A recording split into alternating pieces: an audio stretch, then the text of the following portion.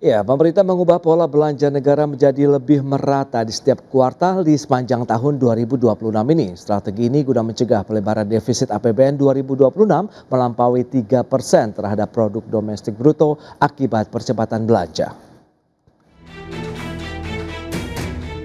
Wakil Menteri Keuangan Judagung seperti dikutip media mengatakan telah menetapkan pola belanja negara secara merata di setiap kuartal pada tahun 2026 ini.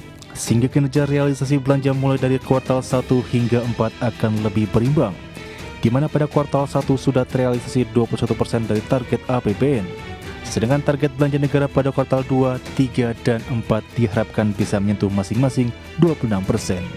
Hal ini seiring dengan munculnya kekhawatiran terhadap potensi kenaikan defisit APBN di atas 3% pada akhir tahun ini, di mana realisasi defisit pada kuartal 1 2026 tercatat telah menyentuh angka 0,93% terhadap PDB.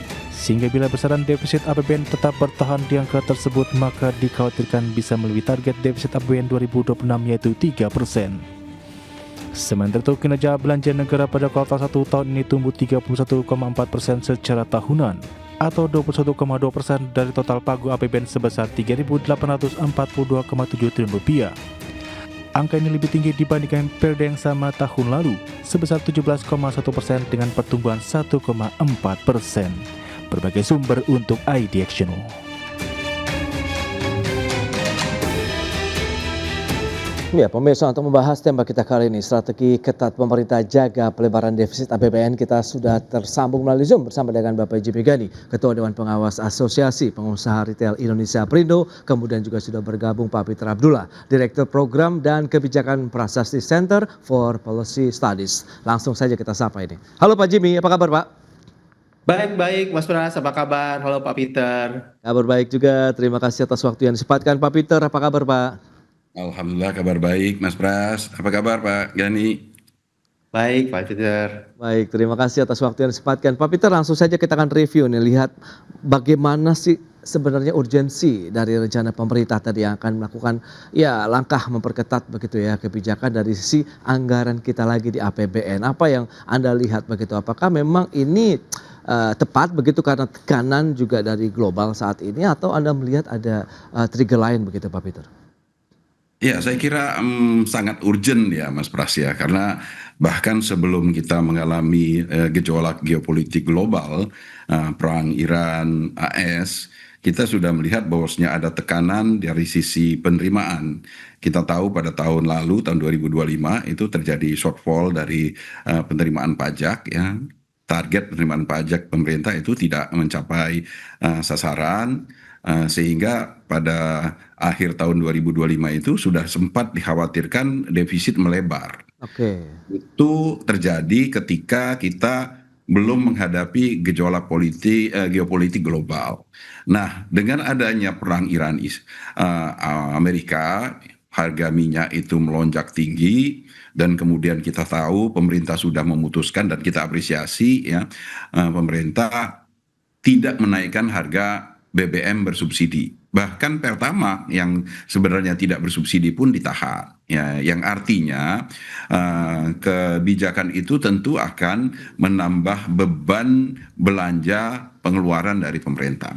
Nah, dua hal ini, di satu sisi kita mengalami tekanan di penerimaan, di sisi lain kita menghadapi adanya tambahan beban dari belanja APBN kita, tentu kedua hal ini akan berujung kepada semakin besar potensi pelebaran defisitnya. Mungkin bisa dikatakan pelebaran defisit itu sudah bisa dipastikan. Cuman sekarang pilihannya adalah pemerintah bagaimana ya. Pemerintah tentunya sudah berulang kali menyampaikan akan menjaga disiplin fiskal, akan tetap menjaga defisit di bawah 3%. Oke, itu dia ya dasar yang memang dilakukan oleh pemerintah untuk memperketat lagi bagaimana belanja negara sehingga defisitnya akan tetap bertahan di 3%. Nah, Pak Jimmy Gani, dari sisi pelaku usaha retail melihat kebijakan pemerintah yang semakin ketat, ya ini apa yang bisa Anda lihat begitu? Apakah memang ini ya akhirnya berdampak juga kalau kita cermati dengan tingkat konsumsi masyarakat, kemudian belanja pemerintah sendiri begitu. Karena kan sektor retail ini cukup erat begitu ya, berdampak langsung begitu di masyarakat begitu Pak Jimmy. Iya Mas Fas, terima kasih. Jadi kami dari pelaku usaha khususnya di Asosiasi Pengusaha Retail Indonesia ini tentu memahami bahwa pengelolaan defisit APBN secara disiplin itu merupakan bagian penting untuk menjaga stabilitas makroekonomi dan juga kepercayaan investor. Itu jadi penting sekali gitu ya. Tapi kebijakan fiskal ini perlu dipastikan agar kredibel dan juga menjadi fondasi bagi pertumbuhan ekonomi jangka panjang. Jadi bukan hanya memikirkan yang sesaat aja gitu. Nah, namun demikian dari perspektif dunia usaha, keseimbangan itu tetap diperlukan agar pengendalian defisit tidak mengurangi momentum pertumbuhan. Khususnya konsumsi domestik yang menjadi tulang punggung ekonomi nasional ya, kita tahu lah bahwa pertumbuhan ekonomi ini kan mayoritas itu disumbangkan oleh konsumsi domestik, di mana belanja daripada masyarakat ini penting untuk bisa menjaga supaya pertumbuhan kita itu stabil ke depannya gitu. Oke, tapi ada indikasi mulai kalau misalnya bisa kita lihat begitu ya Pak Jimmy, perlambatan misalnya penjualan produk-produk retail begitu akibat kebijakan efisiensi anggaran dari pemerintah atau tidak? Mengingat kan sebenarnya kebijakan efisiensi sudah berlaku juga nih tahun sebelumnya begitu Pak Jimmy. Sementara sih kita nggak ngelihat seperti itu ya, apalagi kan kuartal 1 ya, kita kan Oke. ngelihat kemarin kan ada festive season kan, ada Ramadan, ada Lebaran, Ya. terus kuartal 4 tahun 2025 juga kan ada Natal, ada Tahun Baru. Jadi untuk saat ini kita nggak ngelihat ada pola yang bergeser, tapi ya kita lihat ini kan Ya. di tahun 2026 ini kan ada extraordinary event seperti penyerangan Amerika Serikat dan Israel ke Iran yang mengakibatkan harga minyak naik, yang tentunya secara perlahan ya kita juga akan melihat harga-harga juga mulai menyesuaikan. Nah, yang juga tidak kalah penting adalah bahwa subsidi pemerintah kan ini pasti akan naik gitu kan, karena beberapa misalnya gitu kan Pertalite kemudian Pertamax ini masih dipertahankan pada harga subsidi yang mengakibatkan tentunya subsidi pemerintah terhadap BBM ini akan meningkat gitu. Oke. Sehingga harus ada pengetatan di tempat-tempat lain kira-kira gitu. Baik baik Pak Jimmy. Nah Pak Peter, dengan langkah pemerintah yang mengakselerasi perekonomian merata yang tadi sudah disampaikan di awal, jadi tidak menumpuk di kuartal 4 begitu ya kalau misalnya pemerintah menyatakan begitu. Anda melihat bagaimana ini juga bisa mendukung program prioritas, daya beli dan juga pertumbuhan ekonomi, karena akselerasi kan juga sempat dilakukan dan disampaikan oleh Pak Purbaya begitu bahwa awal tahun kita akan coba genjot dulu nih. Bagaimana Pak Peter? Ya, biasanya memang pada awal tahun itu secara umum perekonomian akan melambat setelah Nataru, ya Oke. karena siklus kita memang memuncaknya di periode kuartal 4 karena adanya Nataru, dan secara siklus biasanya menurun setelah adanya Nataru. Tapi tahun ini ya, tahun ini itu berbeda seperti disampaikan oleh Pak Jimny tadi, adalah pada kuartal 1 itu sudah ada lonjakan baru ya, setelah sempat melambat mungkin di bulan Januari, Februari, dia naik lagi di bulan Maret, karena di bulan Maret, April ada Ramadan dan Lebaran. Jadi memang siklusnya untuk tahun ini agak berbeda ya. Dan ini ditambah lagi dengan memang upaya pemerintah untuk melakukan percepatan pencairan anggaran ya, sehingga kalau kita lihat di fiskal memang pada tahun ini defisit fiskal itu sudah terjadi sejak bulan Januari. Oke. Bulan Januari sudah defisit, bulan Februari sudah membengkak defisitnya ya. Itu adalah cerminan bagaimana pemerintah mendorong belanja yang lebih besar pada awal-awal tahun ya, sehingga ini secara siklus ekonomi kita memang tidak terjadi penurunan di kuartal 1 ya.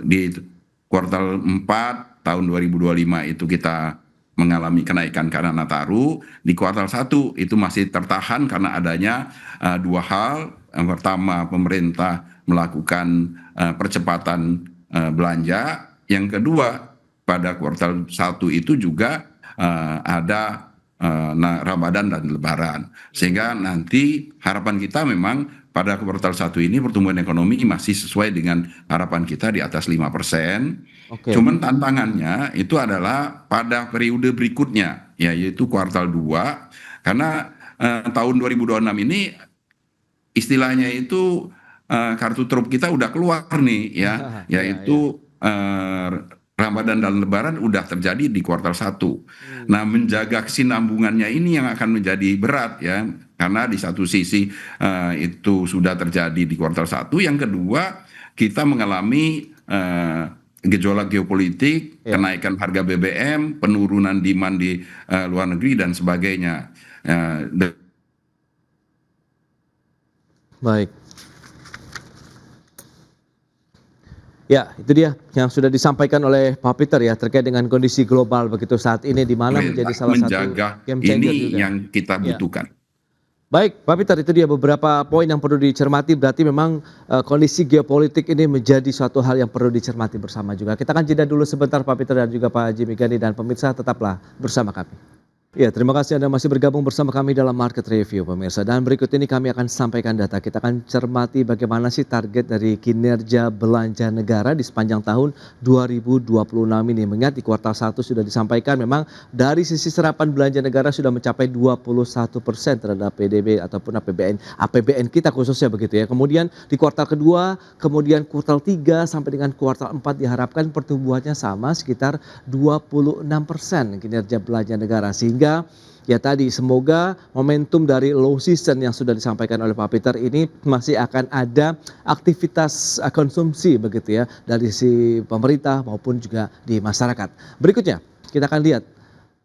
Ini dia data kinerja APBN di kuartal 1 2026. Dari sisi pendapatan negara mencapai 815 triliun, sementara dari sisi belanja negara 574,9 triliun rupiah. Dan kita sandingkan dengan kuartal 1 2025, 620,3 triliun berbanding 520,4 triliun. Dan berikutnya kita akan cermati bersama juga bagaimana dengan realisasi defisit APBN dari tahun 2019 kemudian sampai dengan tahun 2025.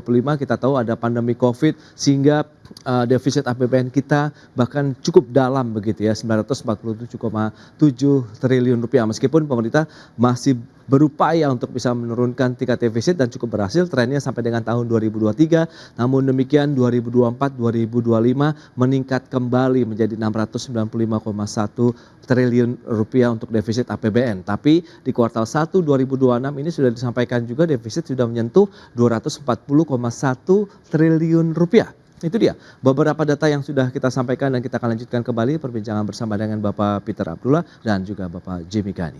Ya, dengan beberapa informasi tadi yang sudah disampaikan, low season ya berarti Pak Peter dan juga Pak Jimmy.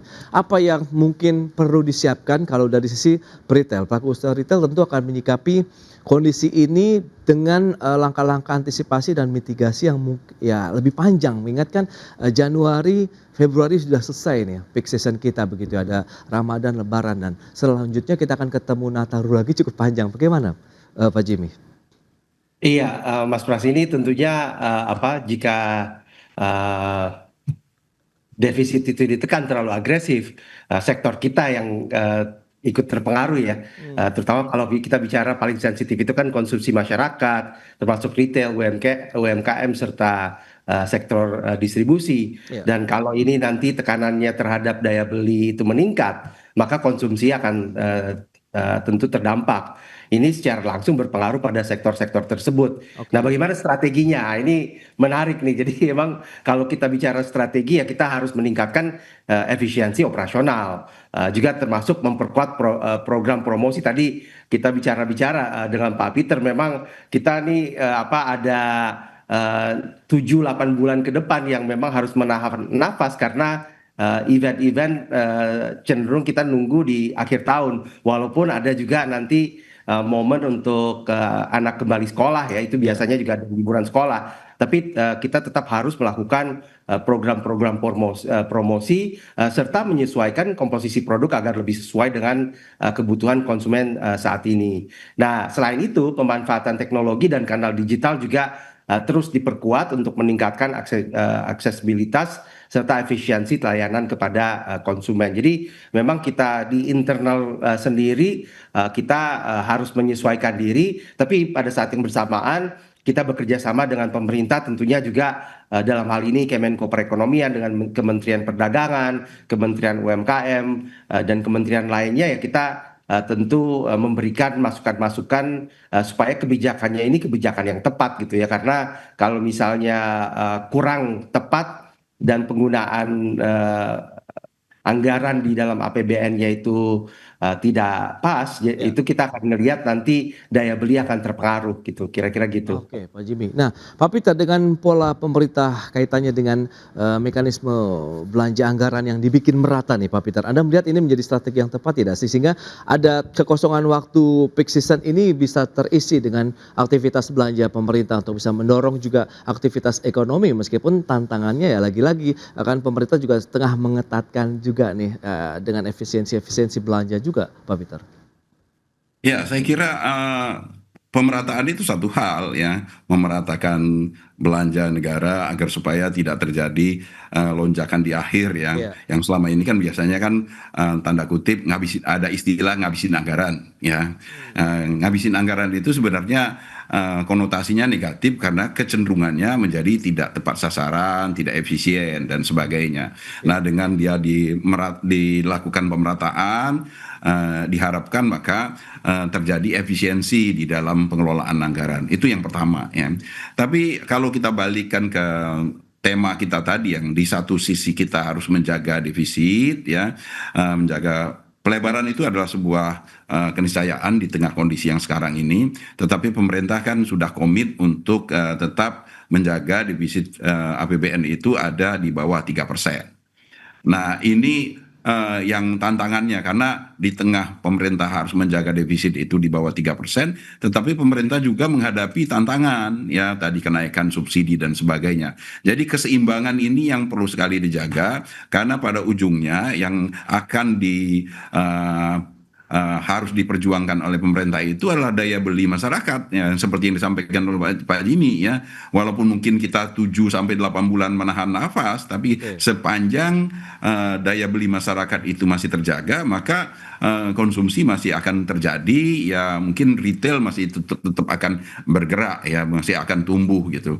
Nah, ini tantangan pemerintah saya kira yang paling utama ada di sana. Bagaimana menjaga keseimbangan di satu sisi penerimaan, di sisi lain juga adalah belanja, di satu sisi juga harus menjaga daya beli masyarakat, walaupun kita tahu ini tekanan dari inflasi itu sangat tinggi sekarang ini. Betul. Nah, pola keseimbangannya ataupun bentuk idealnya seperti apa sih Pak Peter dalam menjaga disiplin fiskal tapi tetap mendorong belanja yang produktif untuk pertumbuhan ekonomi? Tahan dulu jawabannya. Kita bahas nanti di segmen berikutnya. Kita akan jeda kembali sebentar Pak Peter dan juga Pak Jimmy dan pemirsa. Kami akan segera kembali usai pariwara berikut ini. Ya, terima kasih Anda masih bergabung bersama kami dan kita akan lanjutkan kembali perbincangan menarik ini bersama dengan Bapak Peter Abdullah dari Prasasti Center for Policy Studies dan juga Bapak Jimmy Gandhi, Asosiasi Pengusaha Retail Indonesia. Nah, Pak Peter, lantas kalau kita bicara mengenai strategi pengendalian defisit saat ini kalau tadi kita bicara mengenai keseimbangan, lebih banyak bertumpu pada pengurangan belanja kah atau sebenarnya optimalisasi dari penerimaan negara atau keduanya bisa paralel sih sebenarnya Pak Peter? Ya, masih di mute, Pak. Ya, kayaknya harus dua-duanya, Pak, Mas Pras ya. Oke. Ya, karena dua-duanya itu sebenarnya pemerintah punya akses langsung ya, atau punya kemampuan untuk melakukan itu. Ya, di satu sisi pemerintah memang harus berupaya untuk meningkatkan penerimaan, baik itu dari pajak maupun non pajak. Ya, dan ini peluangnya besar, walaupun tanpa harus menaikkan tarif pajak. Bahkan secara teori pemerintah tuh bisa menaikkan penerimaan pajak dengan menurunkan tarif pajak sebenarnya ya. Itu saya kira Pak Jimmy suka itu kalau dengar penurunan tarif pajak gitu ya.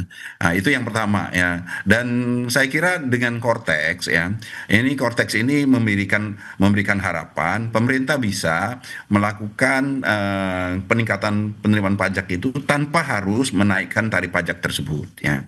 Nah, yang kedua adalah di sisi belanja yang lebih mudah lagi untuk pemerintah melakukannya, yaitu dengan melakukan prioritas yang tepat ya, prioritisasi atau realokasi anggaran sesuai dengan prioritasnya ya. Oke. Pada proyek-proyek yang dianggap bisa ditunda ya, bisa disesuaikan skala usaha skalanya ya, bisa bahkan atau bisa di cancel dulu ya, sehingga besarannya belanja itu bisa disesuaikan dengan penerimaan ya. Tentunya tetap dengan mempertimbangkan tadi ya, kita harus menjaga momentum pertumbuhan ekonomi kita gitu Mas Oke. Pras. Nah, ini dia. Sekarang Pak Jimmy nih. Pak Jimmy bagaimana dari si pelaku retail nih lebih mengkhawatirkan defisit yang melebar begitu atau justru kebijakan pengetatan yang bisa menekan konsumsi atau tadi yang seperti disampaikan Pak Peter ya, dengan mengurangi pajak tapi nanti ujung-ujungnya akan mendukung lagi nih, mendorong lagi penerimaan pajak yang lebih luas begitu Pak. Ya, ini susah untuk jawabnya, Mas Pras. Keduanya memiliki implikasi Iya, masing-masing. iya. Defisit yang terlalu lebar mempengaruhi stabilitas makro. Iya. Sementara kalau kita bicara penghematan yang terlalu ketat, ini berpotensi menekan konsumsi yang kita tidak juga inginkan. Hmm. Nah, jadi dari sudut pandang dunia usaha, yang paling penting adalah menjaga keseimbangan kebijakan agar Oke. stabilitas ekonomi tetap terjaga tanpa mengurangi daya dorong terhadap aktivitas ekonomi domestik. Nah, itu tentunya perlu seni ya, dan Ya. mereka perlu dengerin masukan dari Pak Peter ini supaya bisa seimbang gitu. Perlu wisdom itu Pak Jimmy. Perlu wisdom, betul betul. Ya, jadi kalau kita bicara mengenai stimulus pemerintah, begitu ada bantuan sosial, insentif pajak dalam jaga stabilitas sektor retailnya sendiri, yang seperti apa juga nih yang diharapkan dari teman-teman pengusaha retail, Pak Jimmy? Kita memang butuh masih ya stimulus berupa bantuan sosial atau insentif pajak. Oke. Jadi stimulus pemerintah ini memiliki peran yang sangat penting, Ya. terutama dalam menjaga daya beli masyarakat di tengah tekanan ekonomi. Program bantuan sosial, subsidi, dan insentif tertentu terbukti mampu menjaga konsumsi tetap bergerak. Ya kita tahu lah kemarin sebetulnya Ramadan kalau nggak diberikan subsidi, kemudian nggak diberikan juga bantuan sosial, tentu akan berpengaruh terhadap konsumsi ya. Tapi seperti yang Pak Peter tadi sampaikan, dengan misalnya adanya subsidi dibesarkan untuk menjaga stabilitas daripada harga BBM, kemudian juga tambahan-tambahan subsidi di sektor transportasi, di sektor lain, ini kita bisa menjaga keberlanjutan konsumsi yang menjadi kunci bagi stabilitas ekonomi secara keseluruhan. Nah, kunci kedepannya ini memang ini kan masih bulan April ya, bentar lagi Mei, Iya. tapi Mei sampai Desember tuh panjang gitu dan memang kita nggak ada momentum-momentum yang banyak untuk bisa tadi menjaga stabilitas. Jadi perlu seni nih antar di kebijakan pemerintahnya ya. Tentu kita sebagai pelaku usaha dan juga asosiasi ini siap untuk bekerja sama dalam rangka menjaga supaya stabilitas konsumsi itu tetap terjaga gitu, Mas Oke. Pras. Nah, Pak Peter sendiri melihat seberapa kuat fiscal kita di APBN begitu sambil tetap menjaga geliat aktivitas usaha, kemudian konsumsi masyarakat, tapi di satu sisi ada tantangan tadi beban subsidi, energi kita juga yang membengkak dengan adanya kenaikan harga energi global begitu, Pak Peter. Saya kira APBN kita masih sangat kuat ya untuk menghadapi berbagai tantangan ini. Sepanjang pemerintah benar-benar melakukan prioritisasi program secara ya tadi dengan sangat bijak ya. Mana yang harus didahulukan, mana yang kamu perlu ditunda ya, dikurangi volumenya, dikurangi skalanya ya, dan itu dialihkan kepada program-program yang benar-benar bisa menjaga stabilitas ya, khususnya dari sisi daya beli masyarakat tadi ya. Saya kira diantaranya itu adalah ini yang saya sampaikan tadi, perlu kita apresiasi adalah pemerintah menahan harga BBM. Karena implikasi dari kenaikan harga BBM itu sangat besar ya terhadap perekonomian kita. Kita tahu bahwasanya dengan kenaikan harga BBM itu maka akan memicu kenaikan harga di semua bidang. Inflasi kita bisa melonjak sangat tinggi, dan itu sekaligus menggerus daya beli masyarakat kita yang pada ujungnya berdampak kepada konsumsi, berdampak kepada penjualan retail, berdampak kepada produksi, yang pada akhirnya itu adalah berdampak pada pertumbuhan ekonomi. Ya, ini yang tidak benar-benar tidak kita inginkan terjadi. Nah, jadi saya harapkan itu adalah benar-benar pemerintah lebih bisa menetapkan prioritasasi programnya, mana yang benar-benar bisa dilanjutkan atau diperkuat, atau juga yang tadi saya sebutkan kalau perlu ya ditunda, dikurangi skalanya. Oke, tapi kalau lihat ke depan begitu Pak Peter, Anda akan melihat seperti apa untuk ekonomi kita begitu, mengingat dengan tahanan saat ini, kemudian kondisi global juga kan tidak tahu ini akan berakhir sampai kapan begitu, Pak Peter? Ya, saya kira pemerintah masih memiliki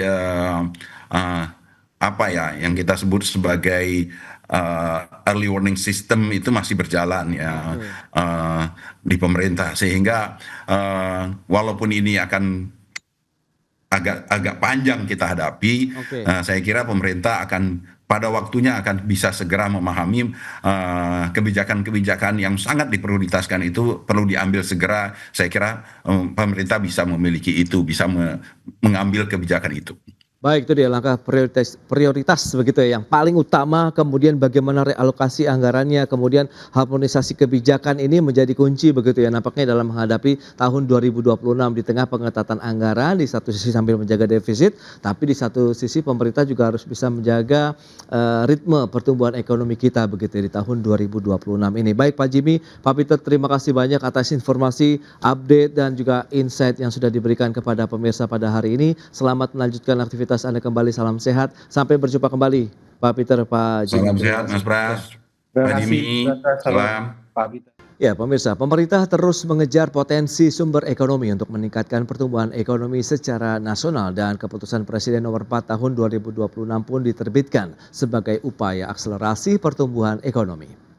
Menteri Koordinator Bidang Perekonomian Erlangga Hartarto mengungkapkan poin-poin penting dari Kepres nomor 4 tahun 2026 adalah akselerasi insentif dan stimulus paket ekonomi yang harus dijalankan semua kementerian dan lembaga yang telah disepakati oleh Presiden Prabowo Subianto. Dalam Kepres terbaru juga dijelaskan bahwa program prioritas pemerintah harus secepatnya diwujudkan di seluruh daerah, termasuk Presiden meminta seluruh jajaran kementerian dan lembaga untuk melakukan terobosan dan inovasi sumber ekonomi yang dimiliki Indonesia. Untuk mengakselerasi program pertumbuhan ekonomi seperti paket ekonomi, stimulus ekonomi, program prioritas pemerintah, dan program utama beberapa kementerian lembaga berdasarkan arahan Bapak Presiden. Kemudian dengan langkah yang strategis dan terintegrasi, juga dilakukan monitoring evaluasi dan juga melakukan terobosan-terobosan untuk mengambil dengan langkah cepat dan strategis. Nah, dalam Satgas akan dibuat 5 kelompok kerja, satu terkait perumusan strategi peningkatan pertumbuhan ekonomi, 2 percepatan implementasi program dan penyelesaian debottlenecking yang selama ini sudah bekerja diintegrasikan. Kemudian yang ketiga terkait dengan regulasi, kelembagaan dan penegakan hukum. Yang keempat terkait dengan perdagangan, kerjasama ekonomi, hubungan internasional, dan yang kelima monitoring. Ya pemirsa, untuk membahas tema kita kali ini menanti gebrakan Satgas Percepatan Pertumbuhan Ekonomi, kita sudah tersambung melalui Zoom bersama dengan Bapak Ahmad Nur Hidayat, ekonom UPN Veteran Jakarta, dan juga Bapak Ajib Hamdani, analis kebijakan ekonomi Asosiasi Pengusaha Indonesia APindo. Langsung saja kita sapa ini. Ya, halo Pak Ahmad, apa kabar?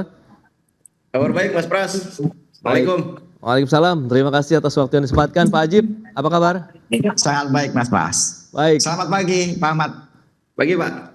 Ya, langsung saja kita akan review nih Pak Ahmad terkait dengan urgensi ya dari pembentukan Satgas Percepatan Pertumbuhan Ekonomi begitu di tengah kondisi saat ini dengan tantangan dan dinamika global begitu, menjadi momentum yang tepatkah pemerintah membentuk satuan tugas untuk percepatan pertumbuhan ekonomi kita begitu? Ya, saya kira Satgas ini punya urgensi tidak hanya penting ya Pras, tetapi mendesak. Ya, kita tahu bahwa masalah utama ekonomi ini sebetulnya kan bukan sekadar desain kebijakan, Pras, tetapi bagaimana eksekusi kebijakan. Nah, dalam eksekusi itu ya kita mengalami yang namanya rantai panjang birokrasi ya. Banyak hal yang harus diatasi dan saya kira Satgas percepatan ini ya akan banyak memotong tanda kutip ya mengefisienkan sebuah desain kebijakan agar dia berimplementasi secara konkret dieksekusi di lapangan. Saya kira ini yang menjadi urgensi utama dari Satgas ini. Baik, berarti bisa dikatakan menjadi solusi yang tepat ya Pak Ahmad ya, dengan kondisi saat ini ya. Ini menarik ya. Jadi Anda bisa bayangkan harapan publik sangat tinggi dan Satgas ini punya urgensi yang penting dan mendesak. Kalau Satgas ini gagal, kita kehilangan semangat untuk melakukan percepatan ini, Pras. Jadi saya tidak hanya mengatakan sebagai sesuatu yang ini yang memang diharapkan, dan tapi ini bukan sekedar diharapkan, tetapi boleh gagal enggak? Ini harus berhasil. Oke, itu dia. Berarti memang harapannya cukup tinggi ya dari masyarakat, ekonom, dan juga para pelaku usaha. Nah, Apindo sendiri melihat bagaimana Pak Ajib begitu dengan pembentukan Satgas percepatan program pemerintah ini dalam mendukung tadi peningkatan pertumbuhan ekonomi nasional. Ya, Mas Pras, kalau kita cermati dari Kepres nomor 4 tahun 2026, ini adalah judulnya itu Satgas percepatan program pemerintah untuk mendukung pertumbuhan ekonomi. Kita cermati ada 2 poin di sini. Yang pertama adalah berbicara masalah percepatan program pemerintah. Jadi artinya dari awal Presiden sadar bahwa programnya ini udah ada. Yang dibutuhkan adalah percepatannya. Berarti kan sebenarnya kita melihat bahwa ada debottlenecking yang diperlukan agar program-program berjalan dengan baik. Pemerintah dan Presiden sudah punya namanya Astracita. Tapi kan kalau kita lihat tataran teknisnya, kalau tadi Mas Ahmad menyampaikan, tataran eksekusinya menjadi problem. Apalagi kemudian ketika kita menghadapi kondisi geopolitik yang membuat kontraproduktif terhadap pertumbuhan ekonomi di dalam negeri kita, berarti kemudian kita harus mendorong program-program yang akan mempercepat pertumbuhan ekonomi di kita. Karena sekali lagi dalam konteks pertumbuhan ekonomi yang lebih eskalatif sampai dengan akhir tahun 2026 ini, dibutuhkan percepatan program dari pemerintah. Karena kalau kita lihat sekarang begini, dan dari awal Apindo melihat Mas Pras bahwa pertumbuhan ekonomi kita itu hanya kisaran 5,0 sampai 5,4%. Bahkan jauh di bawah RPJMN pemerintah. Kalau kita cermati RPJMN pemerintah, target pertumbuhan ekonomi di tahun 2026 ini mencapai 6,3% Mas Pras. Walaupun kalau kita bandingkan dengan kerangka ekonomi makro di tahun 2026 ini hanya di kisaran 5,4%. Tapi artinya ada gap target pertumbuhan ekonomi yang ideal ditargetkan oleh pemerintah dibandingkan dengan target pemerintah tahunan ini. Dan bahkan kemudian dari dunia usaha melihat pertumbuhan ekonomi kita hanya mencapai 5,0 sampai 5,4, itu pun ketika kondisi geopolitik kita itu stabil. Kemudian ketika pada bulan Maret April ini tensi geopolitik naik, maka potensi pertumbuhan ekonomi itu potensi mengalami adjustment 5,0% atau bahkan sedikit di bawah 5%. Nah, artinya kemudian dengan adanya potensi pertumbuhan ekonomi yang begitu challenging, pemerintah mendorong Satgas yang saya pikir dalam satu hal saya sepakat dengan Mas Ahmad bahwa Satgas ini punya nilai yang strategis, punya posisi yang strategis. Pertanyaannya adalah seberapa cepat mereka akan bisa mendorong program pemerintah. Jadi yang didorong itu bukan pertumbuhan ekonominya, tapi yang didorong adalah percepatan program pemerintahnya. Programnya sudah ada. Pertanyaannya adalah seberapa cepat itu akan didorong untuk terus mendorong momentum pertumbuhan ekonomi sampai dengan akhir tahun ini. Demikian Mas Pras. Nah Pak Ajib yang menarik, apakah juga Apindo melihat Satgas ini kan diharapkan bisa mengurai hambatan investasi begitu. Apakah ini Anda melihat kalau kita bicara Satgas ada bottlenecking begitu yang sudah ada, apakah bisa bersinergi begitu? Nah, Mas Pras sebenarnya betul di awal 2025 itu sebenarnya pemerintah sudah mendorong Satgas namanya Satgas debottlenecking. Jadi pemerintah juga mengengage dengan dunia usaha termasuk Apindo dan juga Kadin sebenarnya. Cuman bagaimana efektivitas ini bisa berjalan dengan baik itu yang memang terus kita kaji secara temporer Mas Pras. Dan kita lihat sebenarnya ini belum optimal. Harapan kita dengan adanya tambahan Satgas ini seharusnya lah ya itu bisa lebih efektif lah di lapangan. Karena sekali lagi Satgas ini kemudian justru seperti tadi Mas Ahmad sampaikan, ini justru menjadi penjawab dan bisa menjadi lintas. Karena gini, kalau berbicara masalah lintas kementerian, berbicara masalah lintas badan dan lain-lain, ini kan berbicara birokrasi ini kan sangat complicated Mas Bas. Harapan kita Satgas ini menjadi debottlenecking. Satgas ini menjadi percepatan dan bisa semacam mengomnibus dari banyak aturan-aturan dan birokrasi yang ada. Karena sekali lagi dunia usaha ini kan membutuhkan kepastian. Dunia usaha ini kan membutuhkan keyakinan pasar. Dunia usaha ini membutuhkan sustainability. Yang sementara kalau kita lihat itu bagaimana lintas birokrasi yang begitu gemuk, lintas birokrasi yang begitu complicated, belum bisa memberikan jawaban itu gitu. Padahal sekali lagi dunia usaha itu kan membutuhkan percepatan dan harapan kita adalah Satgas ini memberikan nilai-nilai yang produktif. Jangan malah nambah-nambah masalah, kira-kira begitu Mas Pras. Itu dia, agar tidak terjadi tumpang tindih nih Pak Ahmad. Lantas Anda melihat bagaimana begitu? Apakah ada perbedaan mendasar juga yang harus kita selesaikan bersama-sama begitu dengan beberapa Satgas yang sudah dibentuk oleh pemerintah sebelumnya? Kalau kita lihat Pras, struktur Satgas kita ini cukup multisektoral ya, dipimpin Menko Perekonomian, kemudian di dalam elemen Sesnek, Menq, investasi dan segala macam menteri teknis. Saya kira dengan banyak libatkan sektoral ini, mudah-mudahan tumpang tindih dalam arti keterlambatan eksekusi ini bisa diselesaikan ya, karena kan ini melibatkan banyak orang, dipelototi banyak orang ya, dievaluasi banyak orang, sehingga ini akan ada suatu budaya kultur yang lebih baik ya dibandingkan hanya satu sektoral saja. Tetapi saya juga punya kekhawatiran Pras, karena orangnya ini juga banyak di dalam Satgasnya ini. Manajemen dalam Satgasnya ini juga harus diatur sedemikian rupa. Jangan sampai ada satu sektor tertentu yang ingin merasa diprioritaskan dari sektor yang lain, sehingga terjadilah yang namanya koordinasi itu malah menjadi terhambat di dalam Satgas itu sendiri. Karena Satgas yang terlalu banyak itu yang membuat prioritas itu jadi sulit diputuskan. Nah, saya kira ini harus ada guidance-nya. Ya, sampai saat ini kita baru mendapatkan semangatnya, tetapi detail kerjanya publik ini belum mendapatkan informasi itu. Nah, maka itu saya kira bahasa publik Satgas ke depan ini adalah menentukan KPI yang spesifik, yang bisa diukur oleh publik, sehingga orang melihat ada atau tidak ada Satgas itu ada perubahan signifikan. Begitu. Dan Pak Erlangga juga menyebutkan tugas utama Satgas adalah mengakselerasi yang tadi sudah disampaikan Pak Ajib adalah paket ekonomi dan stimulus, kemudian sejauh mana akhirnya efektivitas Satgas ini untuk memastikan stimulus-stimulus yang tadi sudah ada begitu benar-benar terserap juga nih oleh aktivitas ekonomi di tanah air begitu Pak Ahmad. Iya, saya kira begini, penentuan KPI-nya itu harus terukur dan kemudian bisa di objektif ya, dilihat secara objektif. Setidaknya ada 4 atau ada 5 ya KPI yang harus dilakukan oleh Satgas ini berdasarkan tadi keputusan presidennya, kemudian apa yang disampaikan narasi Pak Erlangga. Yang pertama adalah serapan stimulus. Bisa nggak ada target? Berapa cepat stimulus kebijakan itu berlangsung? Sebulan, 2 bulan, 3 bulan. Kemudian yang kedua adalah apa yang disebut tadi debottlenecking ya. Debottlenecking ini harus ada juga rata-rata waktu penyelesaiannya. Debottleneckingnya di bidang mana? Berapa lama? Katakanlah perizinan, untuk membuka perizinan kemarin 10 bulan. Sekarang bisa nggak dalam waktu 2 bulan misalkan? Daya beli masyarakat ada nggak peningkatan? Produktivitas industri kita ini yang kemarin adalah produktivitasnya masih di bawah pertumbuhan ekonomi. Bisa nggak sama atau melampaui dari pertumbuhan ekonomi? Investasi dan tenaga kerja itu yang kemudian harus terukur. Berapa penyerapan yang mampu dilakukan oleh Satgas ini, penyerapan tenaga kerjanya dalam waktu yang periode yang relatif katakanlah 3 bulan, berapa yang diserap oleh Satgas percepatan ini, sehingga dia katakan bahwa Satgas ini memiliki sesuatu yang berbeda begitu. Baik, ini menarik berikutnya karena kita tahu juga asosiasi seberapa jauh begitu, bahwa kan ini melihat Pak Ajib ya, Kementerian Perindustrian menyusun daftar komoditas nih yang membutuhkan pertimbangan teknis. Apakah asosiasi juga ini melihat bahwa perlu ada aturan yang tersendiri atau tidak? Kita bahas nanti di segmen berikutnya. Pak Ajib, Pak Ahmad, kita akan jeda dulu sebentar ya. Dan pemirsa, kami akan segera kembali sesaat lagi.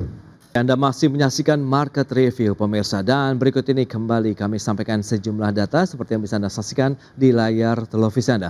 Baik, kita akan lihat dari sisi susunan organisasi Satgas Percepatan Program Pemerintah untuk mendukung peningkatan pertumbuhan ekonomi.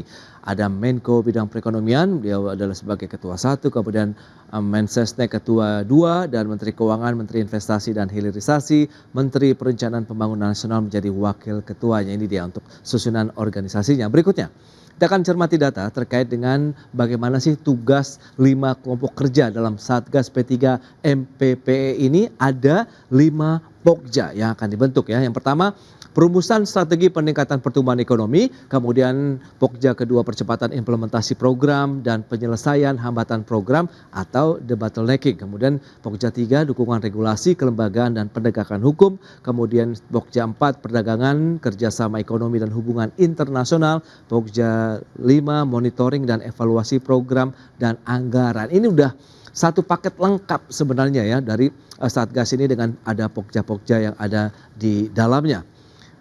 Itu dia beberapa data yang sudah disampaikan dan kita akan lanjutkan kembali perbincangan bersama dengan Bapak Ajib Hamdani dan juga Bapak Ahmad Nur Hidayat. Ya, dengan beberapa informasi tadi yang sudah disampaikan, kemudian Pak Ahmad tadi menekankan harus ada KPI, ini juga yang perlu dicermati begitu sehingga nanti hasilnya akan terlihat jelas. Ada semacam guidance-nya begitu ya, sehingga masyarakat pun juga bisa melihat seperti apa sih gebrakan-gebrakan barunya begitu dari Satgas ini. Pak Ajib, apa yang Anda cermati dari sisi Apindo terkait dengan tadi yang sudah disampaikan Ahmad? KPI ini apakah benar-benar harus dipatuhi dan dilaksanakan sehingga percepatannya benar-benar cepat begitu Pak? Ini Mas Pras, dan ini yang menjadi harapan dunia usaha secara umum ya. Setiap satgas yang dibentuk itu seharusnya mempunyai ukuran-ukuran kuantitatif yang terukur. Jadi untuk menilai bagaimana efektivitas satgas tersebut. Tadi juga Mas Ahmad menyampaikan bagaimana KPI itu seharusnya menjadi ukuran evaluasi kita. Saya paling enggak akan menyampaikan 3 ukuran kuantitatif sebagai contoh. Karena ini menjadi masalah urgent di Indonesia, yang bagaimana daya beli kita, bagaimana kita dari middle income. Yang pertama adalah berbicara masalah tentang job creation. Kalau di China, Mas Fas, itu semua kementerian yang dibentuk oleh presiden itu harus mempunyai ukuran kuantitatif. Setiap regulasi yang dikeluarkan, seberapa banyak impact-nya terhadap job creation. Karena problem utama kita memang di situ, Mas Pras. Dan ini terkait dengan misalnya bagaimana daya beli masyarakat dan bagaimana secara 5 tahun terakhir itu daya beli kelas menengah kita jumlahnya turun. Sekarang hanya kira-kira di angka 46 juta orang. Itu hanya sebesar kira-kira di 16%. Sangat gak ideal kalau kita ingin terus membangun narasi Indonesia maju tahun 2045. Dibutuhkan paling tidak 50% kelas itu ada di kelas menengah. Karena toh definisi kelas menengah kita itu hanya konsumsi per kapita di angka 2 juta sampai 10 juta per bulan gitu. Artinya itu pun juga masih kriteria standar. Nah, bagaimana Satgas ini bisa mendorong kelas ekonomi kelas menengah ini kembali tumbuh dari 16% menuju ke 50% misalnya. Kemudian ukuran ketiga berbicara masalah nilai ICOR kita. Karena kita selalu menarasikan bagaimana investasi kita dalam waktu 5 tahun ke depan itu 12.000 triliun misalnya. Tapi pertanyaan lebih lanjut adalah ICOR kita bagaimana? Mas Pras bisa bayangkan nilai ekor kita itu masih di atas 6, Mas Pras. Itu sangat-sangat kurang kompetitif sekali bahkan dibandingkan dengan negara ASEAN lainnya. Kalau kita berbicara negara yang susah dengan industrialisasi misalnya Vietnam, misalnya Thailand, dan even dengan Malaysia aja kita kalah. Mereka nilai ekornya hanya kisaran 4, gitu. Kita masih 6. Nah, sekarang bagaimana Satgas ini menjadi sebuah terobosan agar ICOR kita rendah, agar regulasi-regulasi yang dikeluarkan oleh pemerintah itu memberikan kepastian terhadap investasi. Apalagi Pak Presiden juga sedang mendorong namanya hilirisasi misalnya. Hilirisasi ini perlu didorong dengan adanya nilai ICOR kita yang terus menurun. Ini kan berbicara masalah lintas kementerian, lintas sektor dan lain-lain. Saya pikir Satgas bisa menjadi pemegang peran penting untuk bisa mendorong paling tidak 3 indikator secara kuantitatif yang bisa diukur oleh pemerintah. Kira-kira demikian Mas Ras. Baik, itu dia Pak Ajib. Nah Pak Ahmad, Anda melihat bagaimana dengan tadi ada 5 pokja nih yang akan bertugas begitu di Satgas ini. Nampaknya ini sudah menjadi paket lengkap. Nah, Anda melihat kan tadi dari sisi KPI, kemudian actionnya yang harus cepat. Langkah-langkah apa saja yang mungkin harus segera dilakukan juga mengingat pertumbuhan ekonomi kita juga masih terus dijaga, defisit APBN kita masih harus tetap dijaga, tapi di satu sisi kita harus menjaga beban subsidi dari energi juga, kemudian menjaga daya beli masyarakat kita begitu, Pak Ahmad. Jadi dari pokja-pokja ini harusnya nanti kita dilaporkan bukan jumlah rapatnya pokja, tetapi harus berbasis pada output dan outcome dari masing-masing pokja. Oke. Ya, kita nggak butuh banyak rapat nih, Pras. Rapat udah ada di tingkat kementerian teknis sudah banyak. Kalau Satgas capek rapat-rapat juga, saya kira ini akan misleading. Jadi satu itu. Yang kedua, harus kita ingat bahwa Satgas, ya kelima Pokja ini harus menyatukan, harus jadi satu kesatuan, bukan saling menegasikan, tetapi dia harus betul-betul clearing house-nya presiden. Ya, kenapa maksudnya clearing house-nya presiden? Presiden itu seringkali dihadapkan dengan ego sektoral gitu ya, ego sektoral antar bidang ini, katakanlah kementerian ini paling penting, kementerian ini yang paling penting gitu kan. Nah, kan presiden yang kemudian memutuskan mana yang prioritaskan. Nah, ini yang kemudian Satgas ini yang harus menjadi membantu presiden untuk menetapkan clearing house-nya. Jangan kemudian yang tidak prioritas, yang pura-pura prioritas itu yang diprioritaskan. Nah, saya kira ini yang memberikan perbedaan ya Satgas dengan satuan yang lainnya. Yang berikutnya saya kira Pras, yang perlu kita jaga adalah yang adalah kualitas koordinasi dan transparansi. Ya, saya kira Satgas ini, karena ini anggotanya kan hampir semua kementerian yang memang mendirect langsung pertumbuhan ekonomi ya. Proses di situ ada Menteri Keuangan, Menteri Investasi, Perdagangan, Perindustrian, semua kumpul di situ. Komandonya adalah Menteri Koordinator Perekonomian dan Menteri Sekretaris Negara. Ini kan sebetulnya ini ada kayak yang tidak termasuk Satgas ini katakanlah kurang berefek langsung lah kepada pertumbuhan ekonomi. Jadi ini betul-betul penting. Nah, karena ini betul-betul penting, maka kualitas koordinasi harus ditunjukkan. Yang berikutnya adalah transparansi. Bisa nggak ada dashboard publik, laporan berkala yang dilaporkan kepada masyarakat mengenai program apa saja sih yang Satgas lakukan untuk dipercepat? Hambatan apa saja sih yang sudah diselesaikan? Capaian konkret apa yang kemudian bisa diukur oleh masyarakat? Sehingga kemudian, wah betul, KPI Satgas ini memang tercapai, dia memang tajam dan dia terukur. Ya, ini KPI-nya nggak usah banyak-banyak, Pras. Cukup katakanlah 5 saja, tetapi 5 itu menyangkut yang namanya pertumbuhan ekonomi, menyangkut yang namanya ketenaga kerjaan, menyangkut yang namanya daya beli masyarakat, menyangkut yang namanya pertumbuhan produksi industri, dan yang terakhir adalah menyangkut yang namanya sektor real. Kalau ini kemudian sudah diselesaikan, udahlah program-program yang namanya program strategis nasional itu udah nggak meter lagi, karena ini semua sudah diramu sedemikian rupa. Mudah-mudahan kebijakan pertumbuhan ekonomi kita bisa sesuai dengan harapan pemerintah. Oke, itu dia. Dan harapan terakhir dari Apindo ini melihat bagaimana. Tadi ada beberapa tahapan-tahapan yang harus dilakukan, kemudian mereka dalam artian Satgas ini juga harus bergerak cepat, koordinasinya sudah benar-benar sebenarnya kalau bisa dikatakan ini tim inti ekonomi Indonesia ini, Pak Hajib. Ya, harapan kita adalah bagaimana Satgas ini bisa berjalan dengan efektif dan bisa menjadi penjawab masalah yang ada, Mas Pras, di sela-sela pertumbuhan ekonomi kita yang sangat challenging dan seperti kata Mas Ahmad tadi, eksekusi program pemerintah kita yang juga mengalami PR-PR yang begitu banyak. Jadi sekali lagi harapan kita adalah outputnya dari semua regulasi yang ada, dari output dari Satgas ini bisa mendorong namanya low cost ekonomi. Sehingga setiap barang dan jasa yang dihasilkan oleh private sector itu bisa punya daya saing yang lebih baik dan bisa memberikan harapan terhadap bagaimana pertumbuhan ekonomi yang lebih eskalatif sampai dengan akhir tahun 2026 ini minimal, Mas Pras. Demikian. Oke, itu dia harapan yang cukup bagaimana antusias juga ya dengan adanya pembentukan Satgas ini, kemudian tadi dengan Pokja-Pokja yang sudah terbentuk dengan tim-tim yang ada di dalamnya ini, sehingga diharapkan tadi program-program pemerintah akan terakselerasi dengan cepat, memberikan dampak langsung kepada masyarakat, kemudian menggerakkan aktivitas ekonomi, dan ujung-ujungnya memang pertumbuhan ekonomi Indonesia juga yang akan terangkat. Baik, Pak Hajib, kemudian Pak Ahmad, terima kasih banyak atas informasi, update, dan juga insight yang sudah diberikan. Selamat melanjutkan aktivitas Anda kembali. Salam sehat, sampai berjumpa kembali. Terima kasih Pak Ahmad, terima kasih Pak Hajib. Terima kasih Mas Pras, terima kasih Mas Ahmad. Salam. Baik pemirsa, 1 jam sudah saya menemani Anda dalam Market Review, dan perbahari terus informasi Anda hanya di IDX Channel, your trustworthy and comprehensive investment reference. Karena urusan masa depan harus depan, aku investor saham. Saya Prasetyo Wibowo beserta seluruh kerabat kerja yang bertugas pamit undur diri. Terima kasih dan sampai jumpa.